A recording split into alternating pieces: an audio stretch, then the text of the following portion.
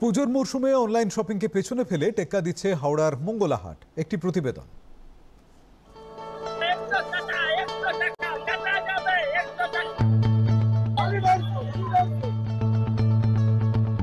পুজোর আগে শপিং এর ভিড় দেখতে আমরা কম বেশি সকলেই অভ্যস্ত।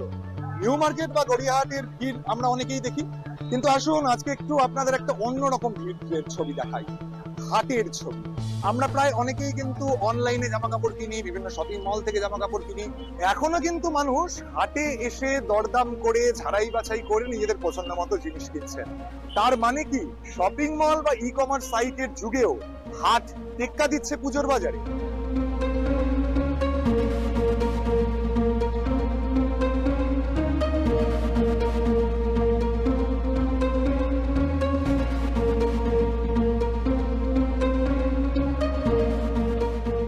এখনো কি আগের মতো হাটে এসে মানুষ বাজার করছেন? কি বলছেন ক্রেতা বিক্রেতারা? হাটের কাছে কেউ নেই, মানুষ গরিব বড়লোক সব এই হাটে এসেই পৌঁছায়। আমরা ব্যবসায়ী, আমরা এখান থেকে মাল নিয়েছি, আমরা ব্যবসা করি। পশ্চিমবাংলা অর্থনৈতিক খুবই সংকটে চলছে, মানুষ চায় কম দামে জিনিস নিতে। হাটে আসতে ভালো লাগে, ঘুরতে ভালো লাগে, দেখে পছন্দ করে কিনবো, ওই জন্য আসা। মল টেক্কা দিতে পারবে না। দেখুন, আমাদের মতো মধ্যবিত্তদের জন্য হাট বরাবরই হাটে আসতেই হবে।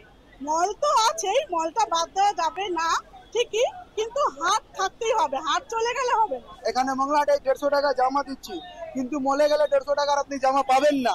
পুরো মল পুরো আমার বাজার খারাপ। এই দোকানে বসেছি, কেউ নেই। এই হাটে যা ভিড় হচ্ছে, প্রচন্ড ভিড় হচ্ছে। বিক্রি বাটা আগের মতো নেই, আগের মতো বিক্রি বাটা অনেক কমে গেছে। পুজো বাজার যেরকম হয় এক এক দিনে 1,00,000 2,00,000 টাকা, এখন 30, 40, 50 যেরকম বাজার, তখন মানুষ পয়সা নেই।